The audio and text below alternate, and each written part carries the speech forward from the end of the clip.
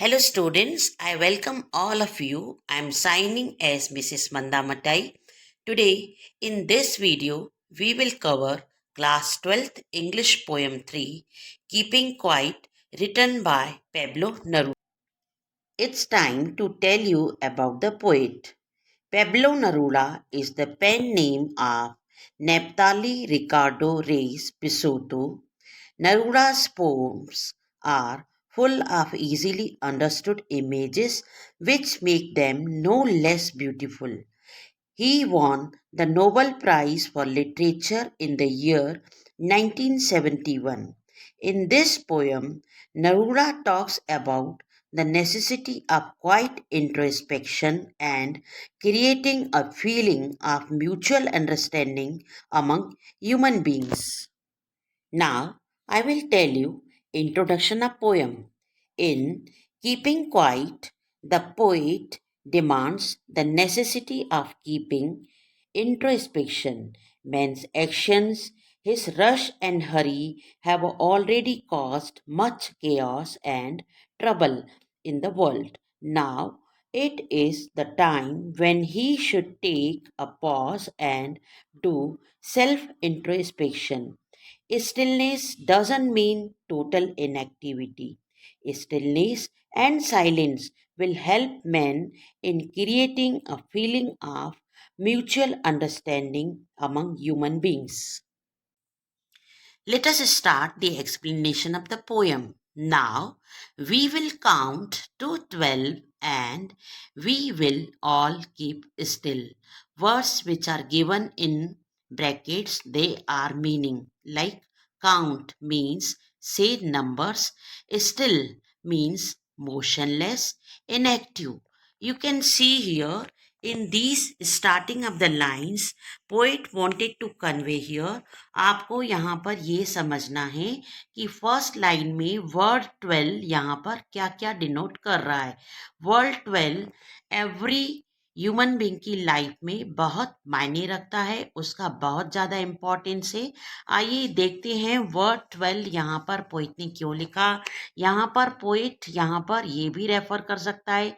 In place of 12 poet यहाँ पर 2, 3, 4, 6, 8, 9 भी रेफर कर सकता था.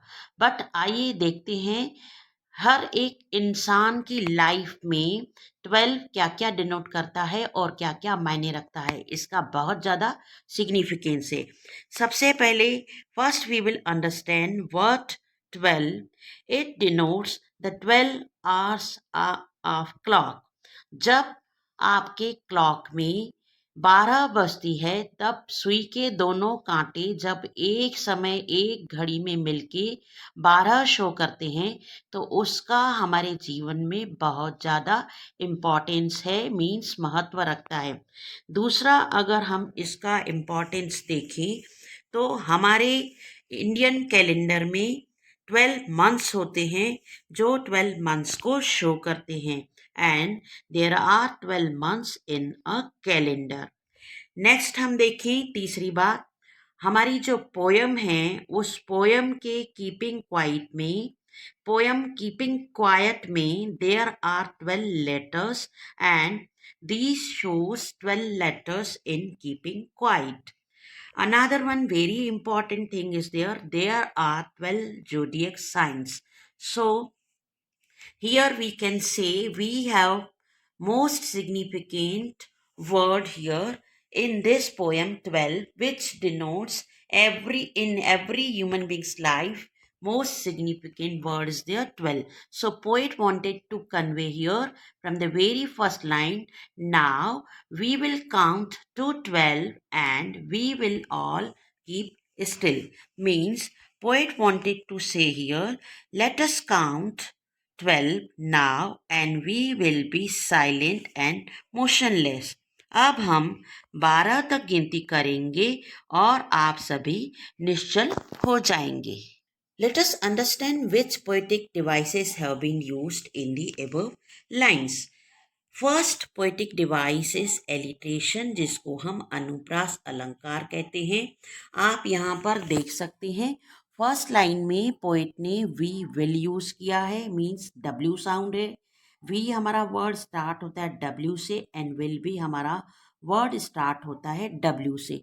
नेक्स्ट वाली सेकंड लाइन में भी आप देख सकते हैं वी विल, दोनों में डब्ल्यू साउंड है, इसीलिए यहाँ पर पोएटिक डिवाइस है alliteration. Our next poetic device is antithesis, means viprita या ulta. You can see here in these two lines. In line number first, poet is talking about word count, and in the next line, poet is talking about word still. So both the words are opposite to each other in action. So this is called here antithesis device. Poetic device is enjambment, means apuranvay, and you can see here both the lines have been used here without any punctuation mark in one sentence. So here poetic device has been used by the poet and enjambment means apurnanvay. Let us move ahead in poem. For once on the face of the earth, let us not speak in any language. Let us stop for 1 second and not move our arms so much. Here, face means surface. Here, poet says, for at least once we should not speak in any language on the surface of this earth. Let us stop for a second and don't move our arms so much. इस धरती के फलक पर poet यहाँ कहना चाहते हैं, इस धरती के फलक पर हम किसी भी भाषा में बात न करें, आओ हम 1 सेकंड के लिए रुक जाएं और अपने हाथों को भी इतना न हिलाएं। You can see here in line number 2, let us not speak in any language, means poet wanted to say here that due to different countries and regions we have so many languages. That's why poet wanted to say here that let us not speak in any language. यहाँ पर बहुत सारे धर्म होने के बावजूद, बहुत सारे देश होने के बावजूद हम कई भाषाओं में बोलते हैं, इसीलिए यहाँ पर पोएट कहता है कि चलिए हम किसी भी भाषा में बात न करें और 1 सेकंड के लिए रुक जाएं। Let us understand which poetic device has been used here. Here, poetic device is anaphora, means आद पुनरुक्ति। आप इस स्टेंजा में देख सकते हैं, लाइन नंबर 2 में फर्स्ट वर्ड है लेट्स एंड लाइन नंबर 3 में भी सेम वर्ड है let's. So both the lines are being started with the same word. It means this poetic device is called anaphora. Further, poet says it would be an exotic moment. Without rush, without engines, we would all be together in a sudden strangeness. First, we will understand the meanings of these lines. Exotic means unusual. We can say strange also. Next, moment means a short period of time. Rush means hurry. Engines means machines. Sudden means unexpected. Strangeness means surprising. Here, in these lines, poet says, it will be an exotic and attractive moment. There will be no hurry. There will be no sound of machines. It will be a sudden, unfamiliar, and unusual moment that we will enjoy all together. यहाँ पर poet कहते हैं जितनी भी गाड़ियाँ हैं, जैसे truck है, बस है, ट्रेन है, अगर वो सब चलना बंद हो जाएंगी और माहौल कुछ एक मनमोहक हो जाएगा और साथ ही यह एक बहुत ही मोहक क्षण होगा जिसमें कोई भी हड़बड़ाहट या रेल और मशीनों का शोर नहीं होगा। हम सभी मिलकर अचानक ही एक अनूठे अनुभव का आनंद लेंगे। Let us understand which poetic devices have been used here. Poetic device number 1 is repetition, means दोहराव. यहाँ पर पोइट ने स्ट्रेस दिया है without rush and without engine, means यहाँ पर पोइट शांत रहने की बात कर रहा है। तो आप देख सकते हैं विदाउट वर्ड को 2 बार यहाँ पर पोइट ने यूज़ किया है, जैसे without rush and without engine. Second poetic device is alliteration means अनुप्रास अलंकार. We would, दोनों ही वर्ड हमारे W से स्टार्ट हो रहे हैं. लाइक we में W है, would में भी स्टार्टिंग में W है, मीन्स W साउंड है. नेक्स्ट भी हमारा सेम एग्जाम्पल है सडन स्ट्रेंजनेस. हमारे दोनों ही वर्ड लाइक सडन भी एस से स्टार्ट हो रहा है, स्ट्रेंजनेस में भी वर्ड हमारा एस से स्टार्ट हो रहा है, तो यहाँ पर एस साउंड है, मीन्स दोनों ही एग्जाम्पल्स में एलिट्रेशन है, अनुप्रास अलंकार. Let us move ahead in the poem for next stanza. Poet says fishermen in the cold sea would not harm whales, and the man gathering salt would look at his hurt hands. Meaning of fishermen is those who catch fish. Harm means hurt. Whales means the biggest of all fishes. Hurt means injured. Here, poet says in these lines, fishermen catching fish in the far off cold seas will not harm the whales in the sea.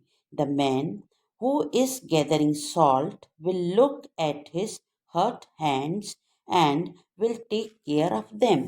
यहाँ पर poet ये भी कहना चाहते हैं कि ठंडे समुद्रों में मछुआरे व्हेल मछलियों को कोई नुकसान नहीं पहुंचाएंगे, और जो आदमी नमक इकट्ठा करता है वह अपने घायल हाथों का ध्यान रखेगा, एक बार उनका विचार करेगा और उनका उपचार भी करेगा. यहाँ पर पोइट कहते हैं कि कोल्ड सी में जो फिशरमैन हैं, जब वो भी अपना काम बंद कर देंगे और फिशिंग करना बंद कर देंगे तो व्हेल्स को भी कोई नुकसान नहीं पहुंचेगा. और जो लोग नमक इकट्ठा कर रहे हैं, वह आदमी जो नमक इकट्ठा कर रहा है वह भी अपने जख्मी हाथों को एक बार देखेगा, क्योंकि सिर्फ हम पैसा कमाने के लिए सुबह से रात तक जब काम करते हैं तो हम यह भी ध्यान नहीं देते हैं कि हमने अपने हाथों को क्या नुकसान पहुंचाया है. इसलिए वह आदमी रुककर अपने जख्मी हाथों को देखकर एक बार विचार करेगा कि मैंने अपने हाथों को कैसे जख्मी किया है. Let us understand here which poetic device has been used here in these lines. In the last line you can see both the words are being started with letter H. His hurt means alliteration device is there. Here poetic device is alliteration means anupras alankar, because both the words are being started with the letter H. His in his word is H, hurt. In this also word H is there. Hands, in hands also word letter H is there, means H sound is there. So here poetic device has been used.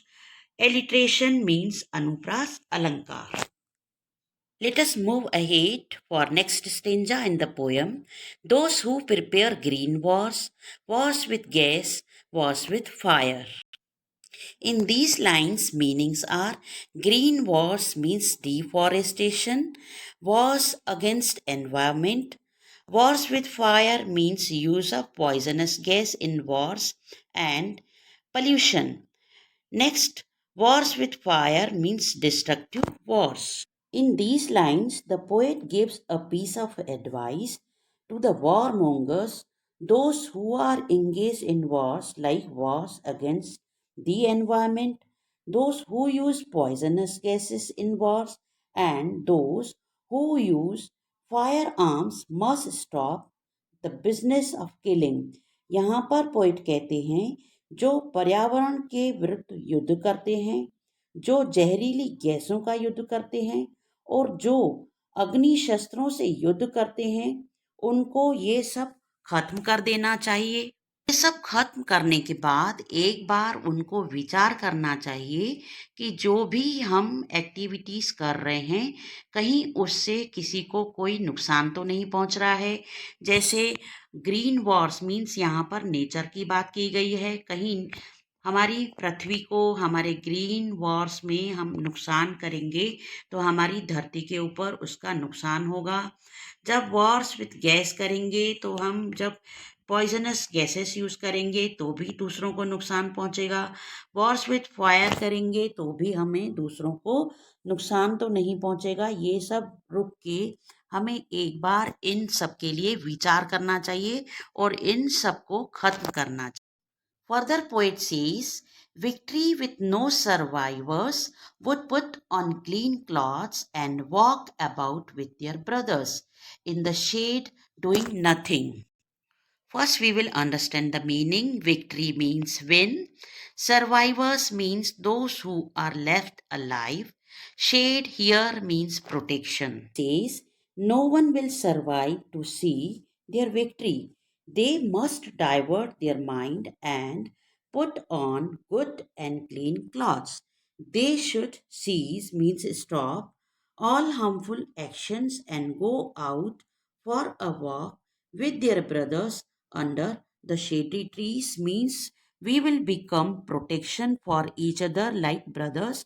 And poet यहाँ पर ये कहना चाहते हैं कि वे विजय तो प्राप्त करेंगे लेकिन इस विजय का क्या फायदा और उस विजय का क्या फायदा जब कोई देखने वाला ही नहीं रहेगा, परंतु उस युद्ध में जब कोई जीवित ही नहीं रहेगा।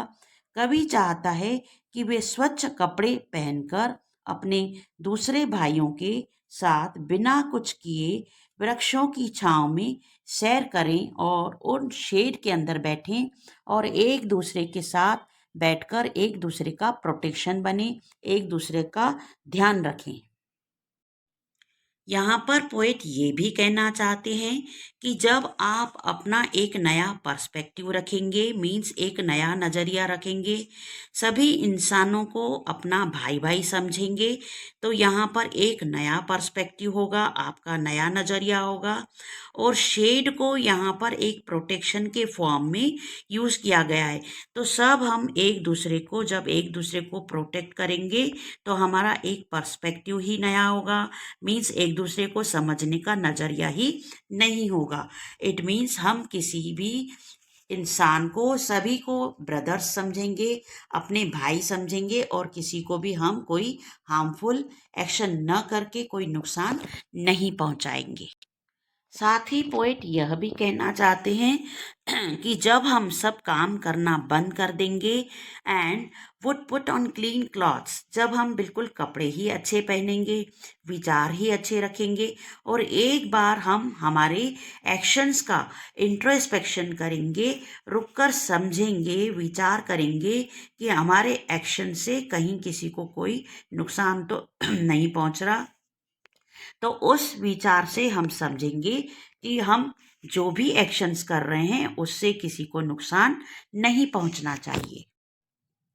Let us understand here which poetic devices have been used in the above lines. Number 1, repetition means यहाँ पर दोहराव किया गया है। वर्ड वॉर्स को यहाँ पर 3 प्रकार के वॉर्स बताए गए हैं, जैसे green Wars, Wars with gas, Wars with fire. Next हमारा पोएटिक डिवाइस है सिंबलिज्म मीन्स प्रतीकात्मक। सिंबलिज्म पोएटिक डिवाइस में पोएट ये बताते हैं कि यहाँ पर आपका जो सिंबलिज्म यूज़ किया गया है, it is a symbol of new perspective means एक नया नज़रिया होगा। कैसा नज़रिया होगा? When they will put on clean clothes means ये आपका जो एक नया नज़रिया होगा, यहाँ पर एक नई सोच होगी, अपने विचार नए होंगे और हम यहाँ पर किसी को भी नुकसान नहीं पहुँचाएंगे। Here, if you are not getting the word symbolism means प्रतीकात्मक, यहाँ पर आप ये भी समझ सकते हैं the use of symbols to represent things especially in art and literature। जब कभी कोई वर्ड दूसरे मीनिंग के लिए यूज़ किया जाता है, जैसे यहाँ पर एग्जाम्पल है वर्ड ग्रीन वॉर्स को यूज़ किया गया है मीन्स रेफर किया गया है नेचर से। एंड नेक्स्ट है हमारा वॉर्स विथ गैस, यहाँ पर सिंबलिज्म किसको रेफर करता है? यहाँ पर रेफर करता है, जब वॉर्स विथ गैस होता है रेफर करता है एयर पोल्यूशन को। नेक्स्ट है सिंबलिज्म हमारा वॉर्स विथ फायर, ये रेफर करता है फायर आर्म्स को। नेक्स्ट सिंबल इसमें हमारा पुट ऑन ग्रीन क्लॉथ्स की लाइन में आप यहाँ पर ये देख सकते हैं, it is a symbol of new perspective, means जब क्लीन क्लॉथ्स पहनेंगे तो एक नया नज़रिया होगा। यहाँ पर सिंबल नंबर 5 है आपका from walk about with your brothers in the shade. यहाँ पर शेड को प्रोटेक्शन के लिए यूज़ किया गया है और यहाँ पर पोएट कहना चाहता है कि walk about with your brothers in the shade means यह भी एक सिंबल है, क्योंकि यहाँ पर सभी को भाई भाई समझकर एक दूसरे को प्रोटेक्शन के लिए कहा गया है, एक दूसरे को प्रोटेक्ट करने के लिए कहा गया है। Next poetic device is there number 3 alliteration means अनुप्रास अलंकार। You can see here in both the words clean. Word clean, it is starting with the letter C, and clothes, it is also starting with letter C. Means ka sound is there. So alliteration poetic device has been used here by the poet means Anupras Alankar. Next poetic device is there metaphor means Rupak Alankar. Word shade has been used here by the poet as protection, and shade has been compared with protection. So here metaphor is poetic device. Further poet says, what I want should not be confused with total inactivity. First we will understand the meanings. Confused means misunderstood. Inactivity means doing nothing. Poet says, when he is advising for silence, then he should not be confused with total inactivity. That means doing nothing. That means doing nothing doesn't lead to total inactivity. Total inactivity means death, and he has no association with death. यहाँ पर poet कहते हैं, जो मैं चाहता हूँ उसे पूर्ण निष्क्रियता समझने को भूल नहीं करनी चाहिए। जीवन वही है जो वह करता हुआ आया है, और मेरा मौत के साथ कोई भी यहाँ पर रिश्ता नहीं है। We move ahead in poem. Life is what it is about. I want no truck with death. If we were not so single-minded about keeping our lives moving. First, we will understand the meaning of single-minded. Single-minded means focused on only one thing. Here, poet says total inactivity means death, and he has no association with death. It should not focus on only one thing, keeping our lives moving.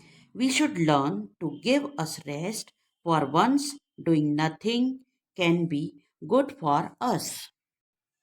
यहाँ पर poet कहते हैं कि मेरा मौत के साथ कोई भी रिश्ता नहीं है। यदि हम अपने जीवनों को लगातार आगे बढ़ने की ओर ही केवल अपना ध्यान केंद्रित न कर एक बार ही कुछ भी न करें, तो शायद एक लंबी चुप्पी हमें अपने आप को समझने में मदद प्राप्त करेगी। यहाँ पर लाइन नंबर 2 में पोएट ये भी कहना चाहते हैं, no truck with dead means poet नहीं चाहते हैं कि युद्ध होने के बाद जितने भी हम वॉर्स करते हैं उनकी डेड बॉडीज को ट्रक में भर भर के हम उनके घरों तक ले जाएं। पोएट यह बिल्कुल भी नहीं चाहता है, और इनएक्टिव होके हम एक बार सोच सकें तो सोचें, और हमें सोचना चाहिए कि क्या हम सही कर रहे हैं और क्या हम गलत कर रहे हैं।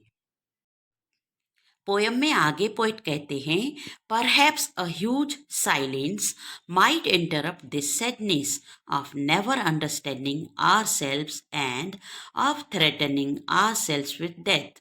First we will understand the meaning. Huge means vast, threatening means causing a threat. Here poet says, in huge silence, when we become sad because we have failed to understand ourselves, or when we are threatening ourselves with death, then a long silence can do us good. Poet कहते हैं शायद एक लंबी चुप्पी हमें अपने आप को कभी न समझने से प्राप्त हुई उदासी और स्वयं को मौत के मुंह में धकेलने के खतरे के बीच रुकावट पैदा कर सकती है। और इस ह्यूज साइलेंस में जब हम ह्यूज साइलेंस रखेंगे, कुछ देर के लिए साइलेंट हो जाएंगे, तब हम सैडनेस को हम इंटरप्ट कर सकते हैं। Then what is happening in this sadness? Just we are threatening ourselves. हम अपने आप को समझ ही नहीं पाते हैं और अपने आप को धमकी देकर मौत के मुंह में धकेल देते हैं। इसीलिए पोएट यहाँ कहना चाहते हैं कि रुकना बहुत ज़रूरी है, समझना बहुत ज़रूरी है कि हम क्या कर रहे हैं। जितने भी हम एक्शंस कर रहे हैं, कहीं हम स्वयं को नुकसान तो नहीं पहुंचा रहे हैं। इसलिए स्वयं का इंट्रोस्पेक्शन करना बहुत ज़रूरी है, स्वयं को भी समझना बहुत ज़रूरी है। Just understand that which poetic devices have been used in the above lines. Poetic device number 1, alliteration means अनुप्रास अलंकार। यहाँ पर आप देख सकते हैं we were, दोनों में ही वर्ड्स में W का साउंड है। लाइक शब्द we में W का साउंड है, W लेटर से स्टार्ट हो रहा है, और वर्ड भी हमारा W लेटर से स्टार्ट हो रहा है, मीन्स W साउंड है। नेक्स्ट एग्जाम्पल सेम, सो सिंगल, दोनों ही हमारे शब्द, हमारा जो सो शब्द है वो एस लेटर से स्टार्ट हो रहा है, और सिंगल में भी हमारा वर्ड एस लेटर से स्टार्ट हो रहा है, मीन्स एस साउंड है। नेक्स्ट हमारा पोएटिक डिवाइस है एंजपमेंट, मीन्स अपूर्णान्वय। अपूर्णान्वय इसमें एक ही सेंटेंस कंटिन्यूएशन में 2 लाइन में कहा गया है, मीन्स कोई पंक्चुएशन मार्क यूज नहीं किया गया है। जैसे एग्जाम्पल है यहीं पे इसी लाइन का, इसी स्टेंजा में, इफ वी वर से लेके नेक्स्ट लाइन तक लाइव्स मूविंग, तो this is called enjambment. We move ahead in poem. Perhaps the earth can teach us as when everything seems dead and later proves to be alive. Here, meaning of alive is living. Here, poet says human beings can learn a lesson from the earth when everything appears to be dead, only when one thing remains alive and it is the earth. यहाँ पर हम धरती से एक पाठ सीख सकते हैं। पाठ जब हमें धरती पढ़ाएगी हम सीख सकते हैं।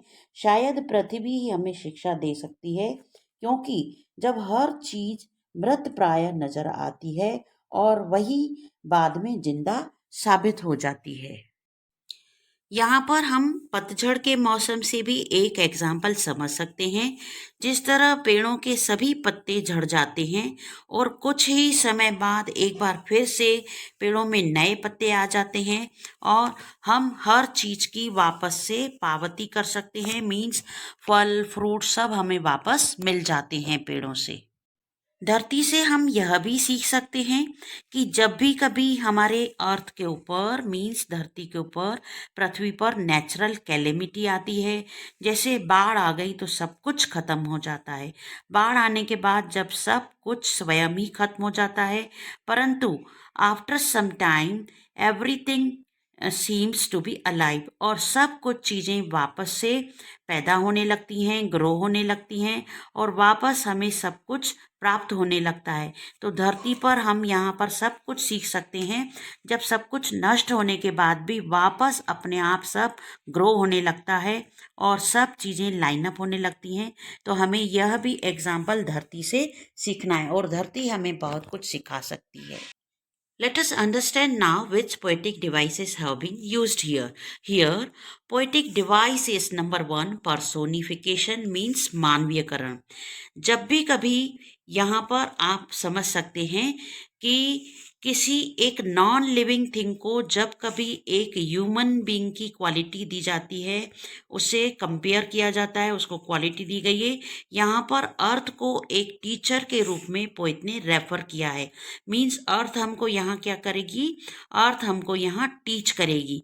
सो this is the poetic device of personification, जिसको आप मानवीयकरण भी कह सकते हैं। Next device is enjambment means अपूर्णान्वय। यहाँ पर आप देख सकते हैं these 3 lines are in continuation without punctuation mark, like from word perhaps to be a lie. So this poetic device is called here enjambment means अपूर्णान्वय. We have reached here at the last stanza poem. Poet says, now I will count up to 12 and you keep quiet and I will go. Now the poet will count up to 12 and all others will keep quiet. Then he will go out from here. यहाँ poet कहते हैं, अब मैं 12 तक गिनूंगा और आप सब चुप रहेंगे और मैं यहाँ से चला जाऊंगा. Understand here in these last 2 lines that poet has repeated these last 2 lines once again as he has repeated in first 2 lines. So poet has repeated here the same stanza, only he has changed.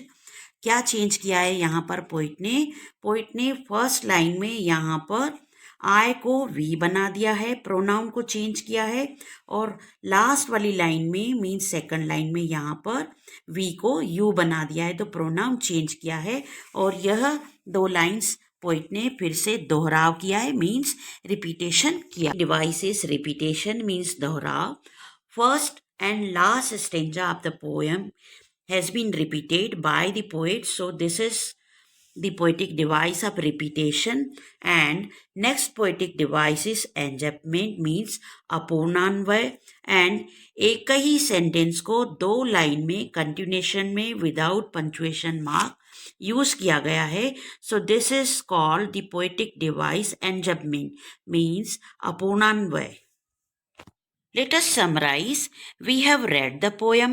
I have explained the poem to you. I have discussed the word meanings. We have seen the different poetic devices in every stanza. In case if you have any doubt, feel free to write in comment box. I will try to reply. Thanks for watching this video. Best luck.